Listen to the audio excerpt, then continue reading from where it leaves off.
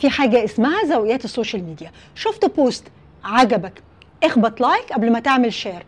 اللايك ببلاش على فكرة.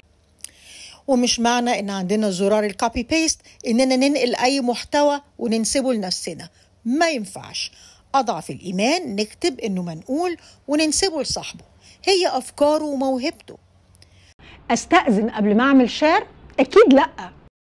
السوشيال ميديا معمولة عشان الناس تتشارك، بس شارك من المصدر الأصلي، ادي صاحبه كريدت مجهوده. السوشيال ميديا مش بس تفاعل، دي مراية لذوقك العالي على الإنترنت. ومن الذوق برضو إن اللي ما يعجبناش ما نعلقش عليه، كل واحد حر في رأيه. ما ينفعش نمشي نوزع تعليقات سلبية وإحنا بنسوشيالايز. وقبل كل ده نتأكد من صحة المحتوى، وده اللي هعرفكم تعملوه ازاي المرة الجاية. أنا شيرين الوكيل، وده تاتا داتا.